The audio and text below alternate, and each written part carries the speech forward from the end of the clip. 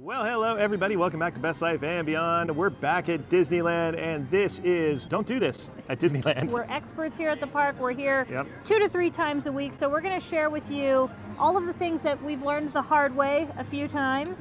And some good tips and tricks to make your day extra awesome, make your trip extra special, and run smoothly. One of the biggest mistakes you don't want to make when you come to Disneyland is don't forget now, ever since the park reopened, you have to have a reservation for every ticket, magic key holders, everything. So don't forget to make that reservation when you're coming to the park.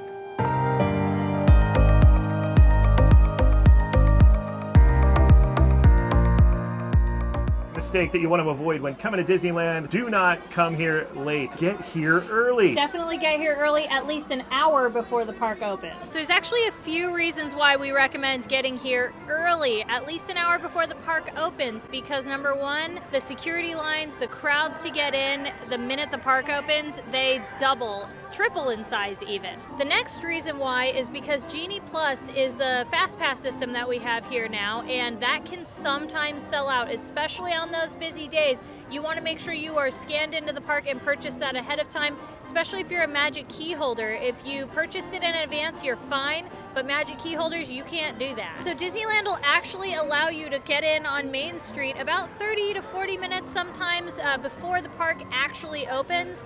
Then you're able to get into the park and you can get on those attractions with very low to minimal wait time, especially for those super popular attractions like Rise of the Resistance, Indiana Jones, Space Mountain, and other attractions like that.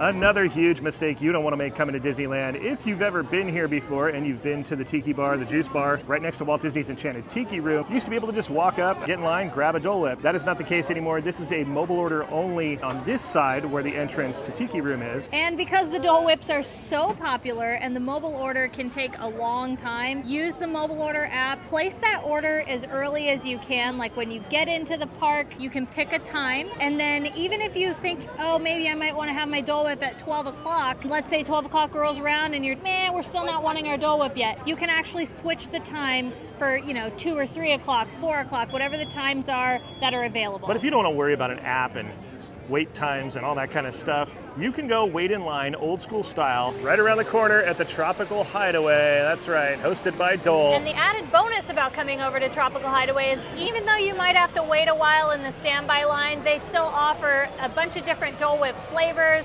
loaded whips, floats, and other food items. All right, we're cruising through Adventureland and we've stumbled upon Indiana Jones. It's only like 40 minutes right now. It's not too bad, but I will tell you this will increase as the day continues. So this is my next tip. This is don't do this. Don't make this mistake and wait till the end of the day or later in the day to go on something like a big ticket ride like this, like Rise of the Resistance. The lines get longer as the day progresses. Yeah, so pretty much anything you want to go on, if you're there, go on it for the most part. Unless you have a Genie Plus booked. Sometimes that's even kind of risky because Indiana Jones, great example. This ride breaks down at least 2 to 3 times a day. So the best tip is don't make the mistake of waiting to get on an attraction you really want to do, or like Spence said, a really popular attraction. Also, it kind of goes back to rope drop.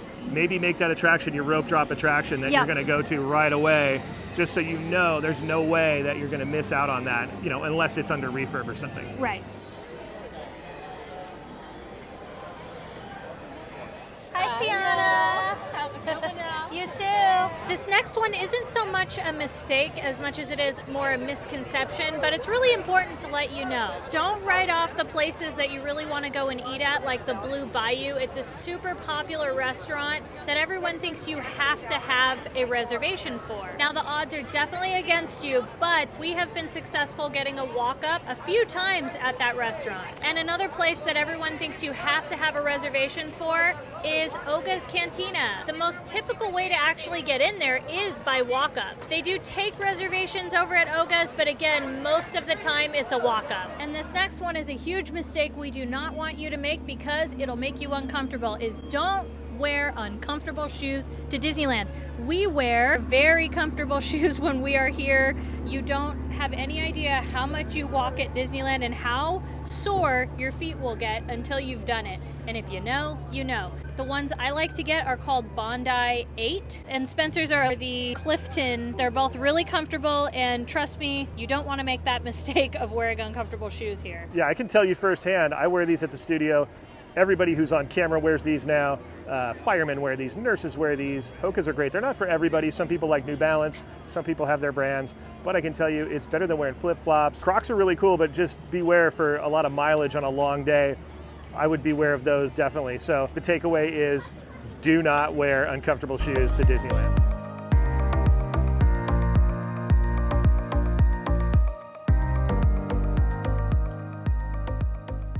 All right, we're down here on the dock of the raft going to Tom Sawyer's Island, and the next thing we're going to talk about is do not miss out on the in-betweens, the other stuff, not just the rides. A lot of people come to Disneyland just for the rides, which are amazing, and there's a lot of good ones, but Disneyland is really cool because there's other things like Tom Sawyer's Island. Yeah, I think that a lot of people, like Spence said, they get caught up in rides, and you forget that Disneyland is kind of like a living museum. Yeah. There's so much storytelling that goes on in the parks, and although this is a great example, Tom Sawyer Island is not an actual ride. You do get a raft ride over there, but there's just things to explore, things to do. There's so much history. We recommend going into the little opera house there. There's a ton of Disneyland history and Walt history. Just don't miss that and don't get caught up in just, doing all the rides. Even just sitting on a bench somewhere in this park, it was designed for that. That's why it's a theme park, not an amusement park. Theme is running through the entire thing, and like Katie said, storytelling. All right, now that we're here in Frontierland, don't make this mistake and carry your purchases all throughout the park and miss out on getting on rides or pay for an expensive locker. What you can do is come over to Bonanza Outfitters and they'll actually hold your purchases for you for free until the end of the day. It's such a big hassle when you're trying to get on attractions and you're holding your bags. Again, a purchase or two, not a big deal, but why do that when you can literally come and do this for free?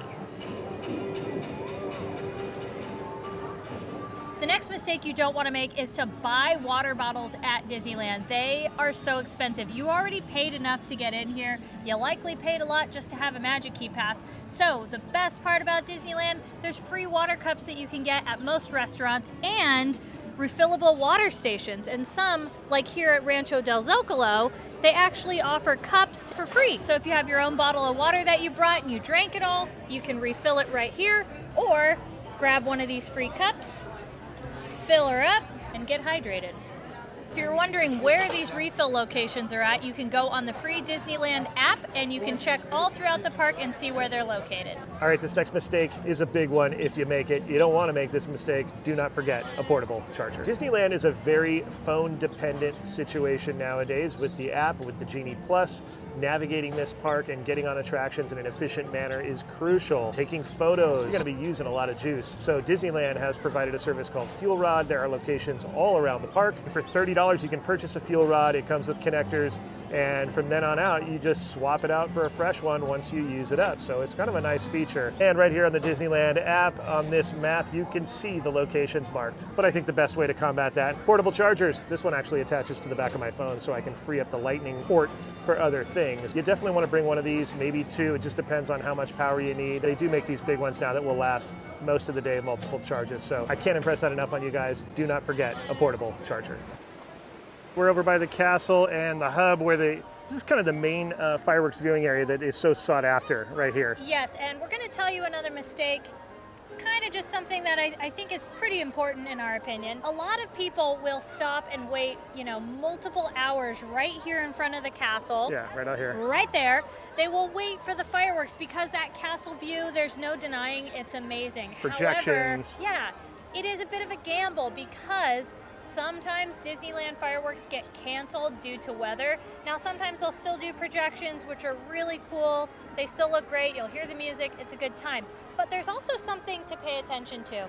If you do wait for those fireworks, you just took, 3 hours out of your day to wait for those fireworks, and then they cancel, yeah, that stinks. But here's something else not a lot of people know, is that this walkway right here, remains open during the fireworks show. So you're going to have people walking right into, this area where it's not like it's super visually impeding.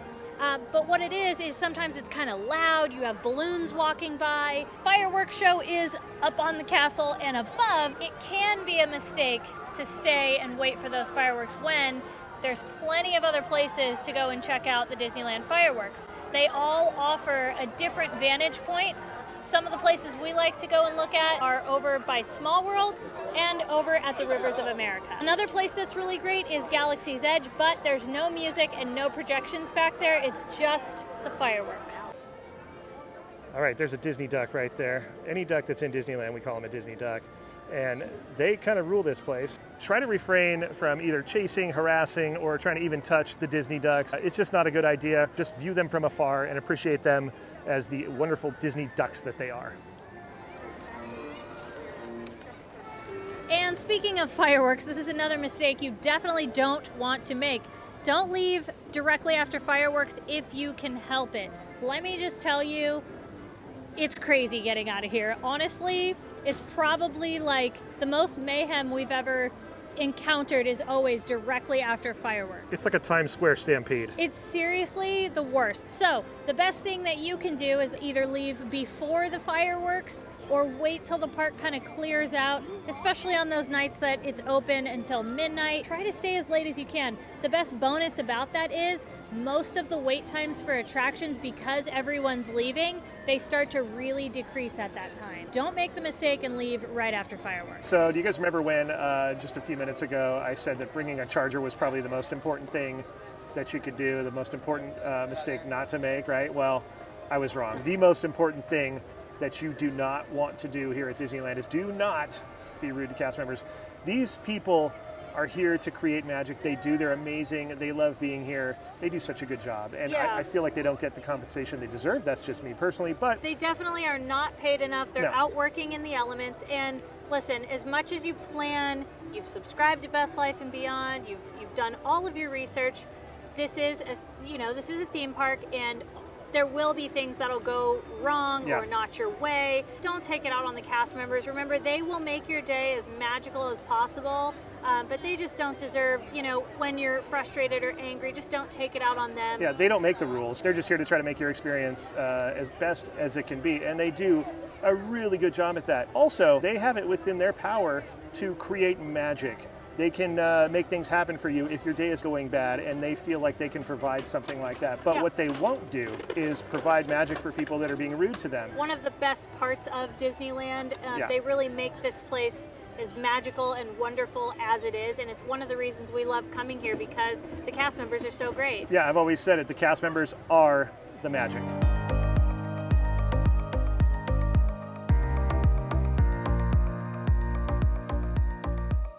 All right, this is something you don't want to miss when you come to Disneyland. If you don't ride any rides, don't do anything, you must ride the Disneyland Railroad, because this was something that was very close to Walt's heart. This is part of the origin story of Disneyland. Walt had a little mini railroad in his backyard in Beverly Hills. That's how much he loved this stuff. So this railroad really taps into Walt's dream, the fantasy and the reality that it has become. There's even a couple of dioramas at the end that a lot of people don't realize are there. Highly recommend it. Do not miss this. You will thank me in the end. Do not miss the Disneyland Railroad.